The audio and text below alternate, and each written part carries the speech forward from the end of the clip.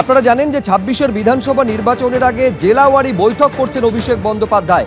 আজ দার্জিলিং সমতল নেতৃত্বের সঙ্গে অভিষেক বন্দ্যোপাধ্যায় বৈঠক করেছেন, যেখানে এই বার্তা তিনি দিয়েছেন যে জেতার সুযোগ সবসময় থাকে, শুধু সুযোগকে কাজে লাগিয়ে প্রচারে নামতে হবে।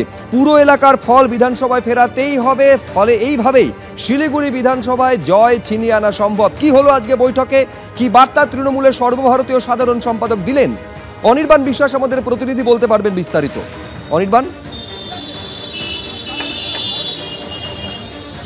দেখো শুভজিৎ, আজকে যে বৈঠক ইতিমধ্যে দার্জিলিং সমতলের সঙ্গে হয়েছে, সেই বৈঠকে কিন্তু প্রথম থেকেই বৈঠক করেছেন সুব্রত বক্সী এবং পরবর্তী সময় সেই বৈঠকে যোগ দেন তৃণমূলের সর্বভারতীয় সাধারণ সম্পাদক অভিষেক বন্দ্যোপাধ্যায়। মূলত দলের শীর্ষ নেতৃত্বের তরফে যে বার্তা দেওয়া হয়েছে, তাতে শিলিগুড়ি পুরসভার যে ফল শিলিগুড়ি পুরসভার যে ফল হয়েছিল তৃণমূলের পক্ষে, যে লাল দুর্গ বলে পরিচিত ছিল একসময় শিলিগুড়ি পুরসভা, সেই জায়গায় যদি জয় ছিনিয়ে আনতে পারে তৃণমূল কংগ্রেস, তাহলে এই গত কয়েকটি বিধানসভা লোকসভা নির্বাচনের যে ফলাফল সেগুলো খারাপ হলেও সেই পুনরাবৃত্তি কিন্তু করানো সম্ভব।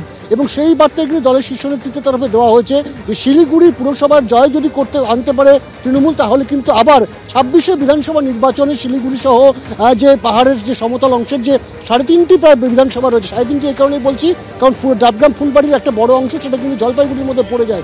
স্বাভাবিকভাবে যে ৩.৫টি বিধানসভা রয়েছে, এই ৩.৫টি বিধানসভায় কিন্তু জয় ছিনিয়ে আনতে পারবে দেশাঙ্কার নেতৃত্ব, এমনটা কিন্তু শীর্ষ নেতৃত্ব মনে করছে। পাশাপাশি এই মুহূর্তে কিন্তু কাথির বৈঠক শুরু হয়েছে, সেই বৈঠকে কিন্তু অন্যতম মাথা ব্যথার কারণ শীর্ষ নেতৃত্বের কাছে দলের গোষ্ঠীদ্বন্দ্ব।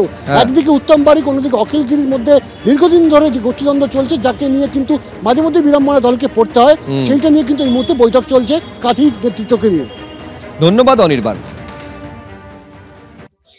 সাংগঠনিক বিষয় কিভাবে করতে হবে সেগুলো নিয়ে আলোচনা হয়েছে। সুব্রত বক্সী এবং পুরো টিম প্রথম দিকে ছিলেন এবং পরবর্তীকালে অভিষেক বন্দ্যোপাধ্যায় আমাদের সর্বভারতীয় সাধারণ সম্পাদক, লোকসভায় তৃণমূল পরিষদ নেতা, উনি ছিলেন। উনিও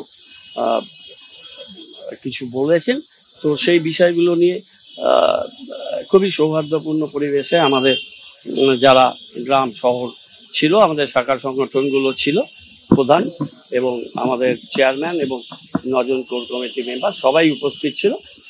দল দিতে বলেছে, আমরা সেটা একেবারে অক্ষরে অক্ষরে সেটা গীতা, বাইবেল আর কোরআনের মতো সেই কথাগুলো আমাদের সারমনগুলো নিয়ে আমরা নোট ডাউন করেছি, সেই লেভেলে কাজ।